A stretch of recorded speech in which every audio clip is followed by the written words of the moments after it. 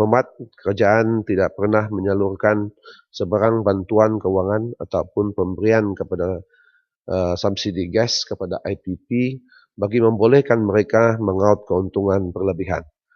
Pihak IPP adalah neutral daripada sebarang kesan kenaikan atau penurunan harga gas atau bahan api. Subsidi gas yang dimaksudkan tersebut adalah sebenarnya jumlah hasil yang dilepaskan oleh pihak Petronas selaras dengan keputusan kerajaan untuk menetapkan harga gas yang lebih rendah dari harga pasaran kepada sektor penjanaan elektrik yang akhirnya menyebabkan tarif elektrik yang rendah kepada rakyat. Untuk makluman ahli-ahli yang berhormat juga, buat masa ini harga gas untuk penjanaan elektrik yang ditetapkan oleh kerajaan adalah pada kadar ringgit Malaysia RM13.70 bagi setiap MMBTU, dan harga ini adalah harga yang jauh lebih rendah dari harga pasaran, iaitu dalam lingkungan ringgit Malaysia RM40 bagi setiap MMBTU. Oleh itu, rakyat dapat menikmati kadar elektrik yang lebih rendah, dan sekiranya berlaku sebarang kenaikan harga pada masa akan datang, sudah tentulah simakan semula tarif elektrik tidak dapat dielakkan kerana gas merupakan bahan api utama yang digunakan dalam penjanaan elektrik. Sebarang perubahan harga bahan api akan disalurkan kepada TNB, dan TNB pula dibenarkan melepaskan kos tersebut kepada pengguna melalui prinsip fuel cost pass-through. Ini bermakna kenaikan tarif elektrik yang dilaksanakan bagi menampung kenaikan kos bahan api dan bukannya untuk memberi keuntungan tambahan kepada pihak TNB. Untuk makluman ahli yang berhormat, ada Menteri, tarif elektrik. Menteri dari Bakri belakang sekali. Tempat kedudukan sudah berubah. Di belakang sekali. Oh, jauh di sana. Saya habiskan satu lagi. Okey, terima kasih. Kalau Menteri memberi peluang. Terima kasih. Tapi belakang pun speaker nampak yang Mat. Tak ada masalah. Saya langsung speaker dan Menteri kebanyakan tak nampak anak tirikan di belakang. Okay, untuk makluman ahli yang berhormat, kadar tarif elektrik pula meningkat apabila IPP diperkenalkan. Ini adalah kerana pihak TNB perlu membayar balik pelaburan yang telah dibuat oleh IPP yang menjana tenaga elektrik bagi memenuhi permintaan bekalan elektrik. Walaupun kadar tarif elektrik telah mula meningkat berikutan penglibatan IPP dalam industri pembekalan elektrik dan juga ikuran daripada keputusan kerajaan untuk merealisasikan subsidi tenaga, ia adalah untuk menjamin keselamatan daya harap sistem pembekalan elektrik di Semenanjung. Ya, berhormat Bakri. Okey. Terima kasih Menteri memberi peluang kepada Bakri dan Timbalan Speaker memberi peluang kepada Bakri menanya soalan kepada Menteri. Di sini saya nak tanya, mengapa terdapat pertilihan dalam mengawal sedengara tiang bekalan elektrik, tiang besi disedengara oleh penjabat daerah atau pihak berkuasa tempatan, manakala tiang konkrit disedengara oleh TNB? Mengapa tidak diserah kepada TNB, memandangkan TNB merupakan pembekal tenaga elektrik dan agensi yang profesional serta mempunyai tenaga kerja mahir dalam bidang ini. Dan dalam sistem tenaga solar bateri diperlukan untuk menyimpan tenaga elektrik yang dijana. Adakah mekanisme kerajaan untuk mengumpul semula materi ini, dan di manakah tapak perprosesan bateri-bateri lama dan sudah tidak boleh diguna pakai, dan apakah garis panduan yang diguna pakai berhubung perkara ini? Sekian, terima kasih. Minta penjelasan. Tajuk yang berhormat Bakri jauh sekali daripada perkara IPP yang sedang saya bincangkan. Namun nanti saya kembali kepada perkara tersebutlah. Ini hal pengurusan. Kalau di Sabah itu semua stok and barrel dia di bawah SASB. Kalau di Sarawak pun begitu. Semenanjung nampaknya ada perbezaan jika itu adalah untuk semua kawasan. Yang kayu di bawah pejabat daerah dikatakan ataupun kuasa tempatan, dan yang besi pula di bawah TNB. Nanti saya minta penjelasan dari pegawai dan saya kembali pada Yang Berhormat Bakri. Batu dan Batu Gantah, Bukit Gantah. IPP. Yang Batu IPP kan nih? IPP. Ya, silakan Pak Batu. Terima kasih Speaker, terima kasih Menteri. Saya dengar tadi Menteri sebut kerajaan tidak memberi sebarang subsidi kepada IPP dan juga membenarkan bahan bakar ini ditentukan oleh harga pasaran. Saya ingin tahu secara khususnya dengan perjanjian IPP dan TNB tidak diketahui umum, kita ingin tahu apakah faedah yang kerajaan atau insentif yang kerajaan bagi kepada IPP dan secara tidak langsung ini juga merupakan beban kepada pembayar cukai. Dan saya rasa subsidi kepada IPP ini harus dilihat dari segi sama ada competitive pricing atau tidak supaya kita boleh ketahui sama ada IPP ini membekalkan elektrik kepada TNB dengan kadar yang lebih rendah daripada TNB sendiri menjanakan. Dan setahu kami dan selama ini sebab sudah banyak pembahasan merupakan TNB merasakan ini yang menyebabkan TNB tidak boleh menjanakan elektrik dengan lebih murah dan terpaksa ini akhirnya akan dialih kepada consumer. Akhir sekali saya juga ingin dapat penjelasan bila Menteri kata kalau kadar tarif ini akan di-adjust ikut bahan mentah, bahan api pasaran.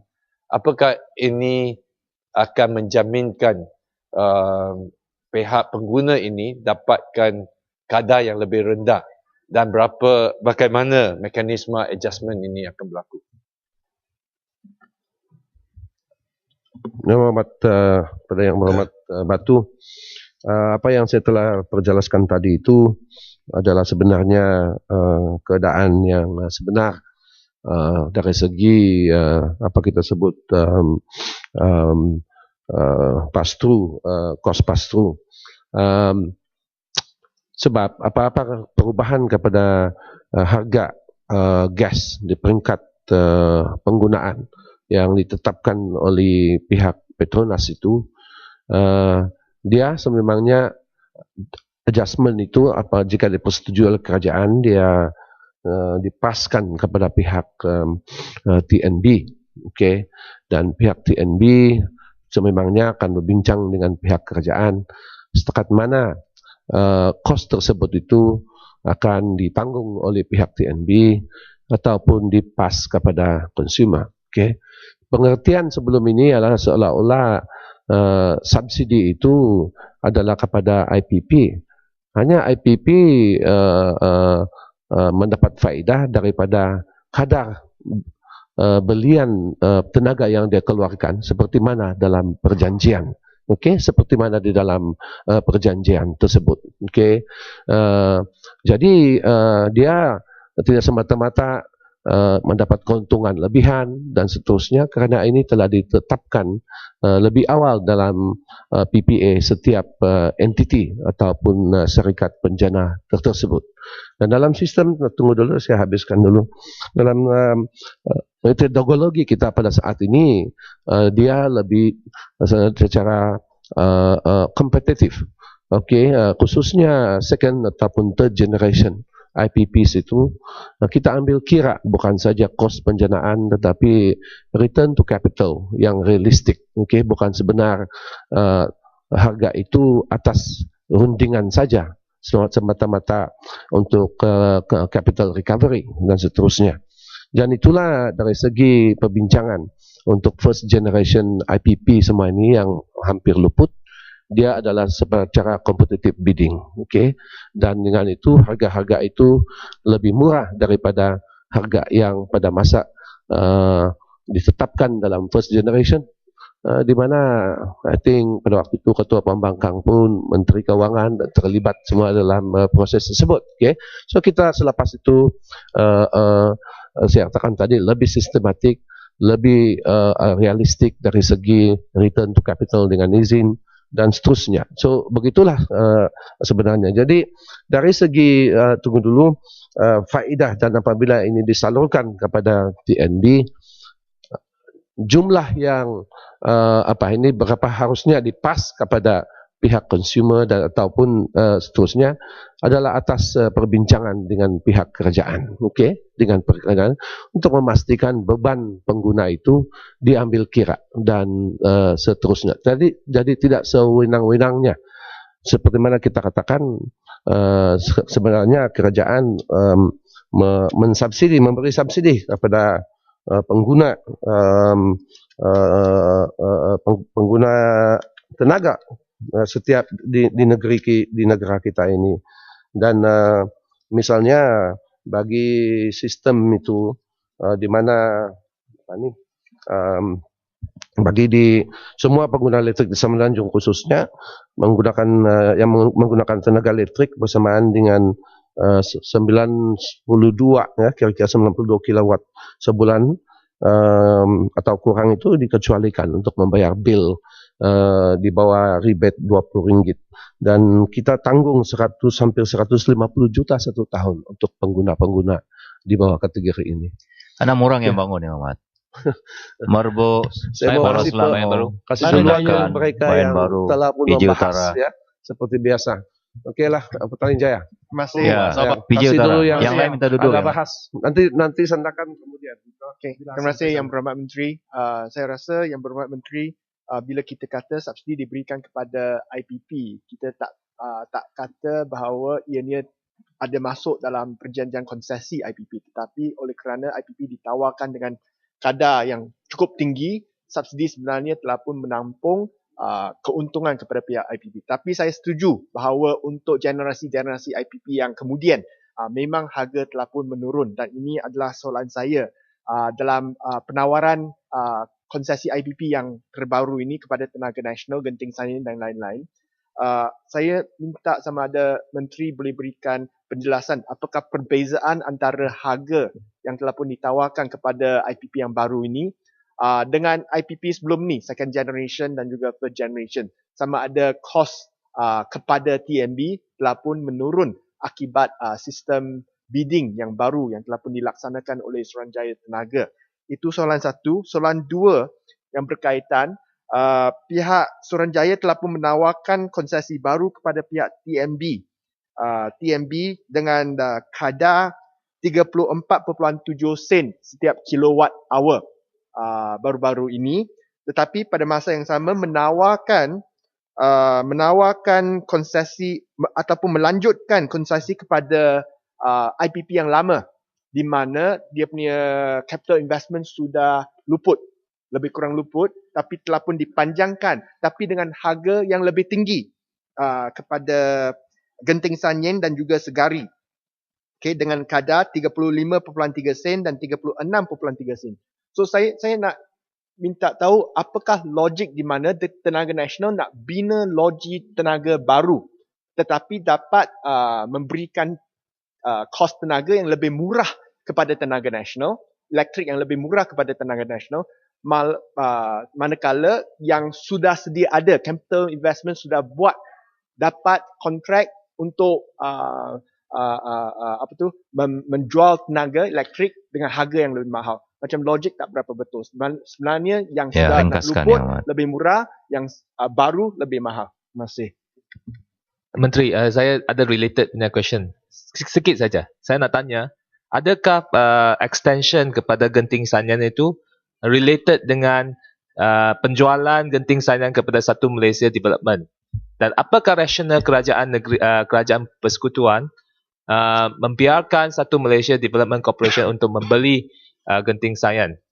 Itu soalan saya. Dan adakah PPA akan dilanjutkan kepada Genting Sanian dan Satu Malaysia Development Corporation. Terima kasih. Yang Berhormat berkaitan sedikit. Terima kasih Yang Berhormat Menteri. Semua berkaitan. Sedikit Yang Berhormat Datuk Speaker. Tak, selain dari One Malaysia Development Berhad, selain daripada telah pun membelanjakan, jika tidak silap saya, 1.9 bilion untuk membeli Genting Sanian Power Plant. Dan kini, baru-baru ini telah dilaporkan One Malaysia Development Berhad akan memberi lagi jimmah power plant dengan harga 1.2 bilion ringgit. Apakah rasionalnya keputusan kerajaan? Adakah One MDB ini kini akan dijadikan pakar penjana kuasa elektrik negara? Terima kasih. Apa kaitan dengan Genting Sanian semua itu adalah between willing buyer, willing seller, dan itu bukan di bawah kawalan pihak kita. Dan apa-apa anggapan itu, yang dikemukakan tadi atau pihak awam harus dikemukakan pada pihak mereka. Kita sebagai pengawal hanya memastikan supaya perundangan dan matlamat perundangan yang ada, stability supply dan cost yang production yang efisien dan juga cost yang munasabah, itu yang di bawah kuasa kita. Tapi jika syarikat nak bergabung-gabung itu adalah within entities on the basis of willing buyer, willing seller. Yang Berhormat Menteri, adakah Yang Berhormat sendiri setuju kerana One MDB, objektif penubuhan One MDB bukan untuk membeli power plant? Dan adakah setuju pembelian besar-besaran ini kini melibatkan wang rakyat 3 bilion lebih adalah satu bail out untuk kroni? Setuju tak? Tidaklah, saya rasa perkara itu adalah dalam bidang business decision oleh pihak entiti tersebut, dan bila dia membuat decision seperti begitu, dia akan mengambil kira kepentingan rakyat juga, tapi kita tidak boleh hadkan apa sektor yang mereka boleh masuk dan apa yang tak boleh masuk. So saya rasa saya mau teruskan sikit saja Yang Berhormat. Saya tadi saya nampak TNB juga entiti kerajaan dianaktirikan berbanding dengan Satu Malaysia Development, satu One MDB seperti yang PJ Utara sudah utarakan tadi. Sekarang kerajaan bayar lebih rendah kepada TNB yang sepatutnya penjana elektrik. Tetapi sekarang bayaran kepada One MDB itu jauh Genting Sanian One MDB itu jauh lebih tinggi, dan sebenarnya dia sudah mencapai tarikh luput. Jadi itu persoalan kita. Adakah itu satu bail out, dan adakah kontrak PPA itu akan dilanjutkan kepada Genting Sanian One MDB? Seperti mana saya katakan tadi, dari segi keputusan kerajaan untuk menyambung ataupun tidak, bagi first generation, generasi pertama IPP semua ini, dia melalui satu proses yang cukup ketat, dan it's essentially saya katakan tadi open bidding, dan jawatan kuasa mengambil kira efisiensi sesuatu IPP itu, dan sememanglah dari segi capital recovery, sebab mungkin ada cost yang mereka telah pun tambahkan dari segi capacity sebelum itu dan seterusnya. Tapi I assure you that dalam pendekatan yang terkini ini adalah begitu sistematik, begitu profesional, dan supaya money worth untuk setiap proses yang dijalankan. Memang kita tidak boleh katakan bahwa sememangnya yang dulu itu lebih mahal ataupun lebih murah, harusnya dengan yang baru. Teknologi sudah pun maju ke hadapan, efisiensi dah pun meningkat, teknologi saya katakan tadi. Jadi recovery of capital dalam generasi 2, generasi 3 semua ini sememangnya lebih cepat daripada banding dengan yang sebelumnya. Jadi nanti kemudian lah saya habiskan dulu. Di Blok BN pun ada bangun yang Merbuk, Selangor dan Langkawi bangunnya. Ya, Tuan Speaker, betul. Dalam usaha menjanakan tenaga elektrik. Saya sudah jawab tadi. Sebentar. Teknologi, taruh kepada efisiensi level. Yang Berhormat Menteri, dalam usaha untuk menjanakan tenaga elektrik oleh pihak TNB maupun IPP, adakah pihak Menteri tahu berlakunya banyak kehilangan tenaga semasa penjanaan tenaga, semasa pemindahan tenaga dan semasa penggunaan tenaga? Adakah pihak kementerian telah mengarahkan membuat kajian berapa peratuskah kehilangan yang sebenarnya yang telah berlaku. Kerana faktor ini memberi kerugian kepada kerajaan dan menaikkan tarif elektrik kepada rakyat. Sekian. Ya, Datuk Menteri. Okey, sebenarnya kebanyakan ini lari daripada topik yang sedia ada dan tapi tidak apalah yang hormat Merbuk, kita ambil perhatian kepada perkara tersebut dan losses ataupun kehilangan ketirisan seperti itu. Tunggu sandakan, nanti ada section sandakan nanti baru bangkit nanti. Okey. Tolong duduk. Terima kasih. Saya jawab dulu. Memang ada, tetapi jumlah itu tidaklah begitu besar.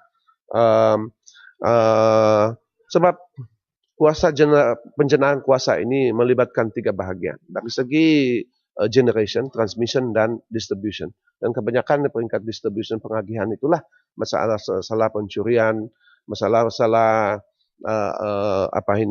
kayu jatuh lah, putus lah dan seterusnya. Tapi losses seperti ini tidak juga begitu meningkat kecuali di negeri Sabah. Okay. Saya katakan di negeri Sabah ini saya pun sedih kes curi dia ada macam hebat sedikit daripada tempat-tempat lain, khususnya kawasan Setinggan, ya, yang khusus di mana orang asing itu kebanyakannya di situ. Okay. Dia orang lapor kepada saya, diangkat potong pada pukul 10 pagi, pukul 4 pagi sudah sambung balik. Ya. So, dan seterusnya. Tapi kita akan terus meningkatkan usaha supaya mengurangkan ketirisan yang melalui pencurian ataupun ada non-revenue CPJs, ya. Tapi saya katakan kurang daripada 1%. Dan usaha kita ialah untuk memastikan supaya dia akan terus yang keadaan terendah. Langkawi oleh Bakas Engineer. Okey. Terima kasih Yang Berhormat Menteri. Lanjutan daripada apa yang Berhormat Menteri maklumkan kepada Dewan sebentar tadi, iaitu subsidi Petronas 8 bilion itu dipas kepada IPP, IPP bagi kepada Tenaga Nasional dan akhirnya Tenaga Nasional berikan kepada masyarakat. Apakah boleh saya nyatakan di sini bahawa sesungguhnya tuduhan daripada mereka-mereka yang tidak bertanggungjawab bahawa 8 bilion yang diberi subsidi oleh Petronas itu diberi kepada IPP adalah tidak benar. Dan sesungguhnya 8 bilion itu adalah kegunaan untuk menurunkan tarif. Adakah benar, Menteri? Pun perjelaskan tadi bahawa melalui dan fuel pass through untuk sistem itu, apa-apa perubahan dari segi cost bahan itu, sebenarnya nilai pelepasan ataupun income forgone oleh pihak Petronas dari segi gas saja pun adalah 18 bilion, bukan 8 bilion saja. Dan di dalam perkara inilah saya katakan tadi bahawa rakyat boleh menikmati harga yang munasabah. Apa-apa perubahan daripada perjanjian di situ dari segi PPA itu yang saya katakan tadi ditanggung oleh pihak TNB apabila berbincang dengan pihak kerajaan, dan kita akan memutuskan berapa sebenarnya yang kita kasih pas kepada consumer. But dengan hanya mengatakan energy worldwide tidak ada yang menurun, semuanya adalah meningkat. Yang penting ya meningkat dengan kadar yang munasabah sesuai dengan pertumbuhan ekonomi dan kemampuan rakyat untuk menampungnya. Dan di mana seperti kita buat subsidi kepada rakyat hampir 150 juta satu tahun sekedar untuk memastikan mereka yang berpendapatan rendah itu adalah sentiasa terjamin dari segi hidup yang selasa dengan rebate yang kita beri seperti yang saya sebutkan tadi. Sebenarnya Lifeline Band ini juga di bawah 200 km per kilowatt ya, untuk sebulan. Kadar dari segi 21 sen per puluhan 8 seunit berbandingkan dengan consumers yang biasa. Jadi begitulah saya rasa. Sendakan tunggu dulu lah, ada sendakan sini. Lain aja minta dulu. Menteri ya, boleh lah. Ya teruskan ya. Yang Berhormat. Nanti kembali. Nanti Yang Berhormat. Menteri boleh. Yang Berhormat. Ada apa lagi? Saya sudah tunggu lama. Tak boleh macam ni. Tak boleh sendakan. Tak boleh macam ni. Yang Berhormat Menteri, saya nak tanya tentang reserve margin. Untuk boleh tak? Oleh yang berhormat, kebanyakan duduk nanti saya berulang. Kebanyakan IPP generasi pertama, saya katakan tadi, akan tempo kontraknya dalam 2-3 tahun ini, sudah pun dibangkitkan, dan sebarang lanjutan tempo kontrak dan pembangunan penjanaan baru akan dilakukan melalui proses bidaan kompetitif, as I have said, yang dianjurkan oleh Suruhanjaya Tenaga. Dan melalui penelitian dan melalui oleh Ketah, Suruhanjaya Tenaga dan My Power Corporation, pembidaan secara kompetitif ini akan mendapat beri faedah kepada negara melalui penambahan baik persaingan sedia ada di peringkat penjanaan, di mana seterusnya membolehkan tarif elektrik yang lebih kompetitif diperolehi berbanding dengan sekarang.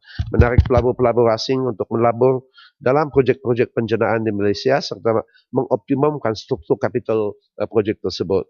Yang ketiga, memberi peluang kepada syarikat-syarikat tempatan untuk bersaing serta mengadakan kerjasama dengan luar bagi membolehkan amalan terbaik industri dapat diperolehi, mendedahkan syarikat tempatan ke atas teknologi luar yang lebih baik untuk digunakan pakai dan seterusnya dibangunkan di Malaysia. Dan kelima, membangunkan modal insan di Malaysia untuk di mana kepakaran syarikat luar akan dibawa masuk. Dan keenam, membangunkan penyelidikan dan pembangunan ataupun R&D di peringkat tempatan, di mana ketika ini kebanyakan komponen utama bagi stesen penjanaan seperti turbine diimport sepenuhnya dari luar negeri. Dan yang ketujuh, membuka peluang kerjaan kepada rakyat untuk bekerja dalam syarikat berstatus antarabangsa dan seterusnya mendapatkan pengalaman berkaitan untuk digunakan pakai di negara ini. Tuan dan Petua, Ahli Yang Berhormat Sungai Siput dalam perbahasannya telah membangkitkan mengenai penggunaan biomass daripada sisa kelapa sawit untuk menjana tenaga listrik. Ya, Mat. Perlu boleh sambung dinyatakan petang, ya, Mat. Bahawa kerajaan memang mengambil serius mengenai penggunaan sumber tenaga boleh diperbaharui, iaitu TBB, untuk renewable energy dengan izin bagi tujuan penjanaan tenaga listrik. Ya, sambung petang, ya, Mas. Ahli Yang Berhormat, masukan ditangguhkan sehingga jam 2.30 petang ini.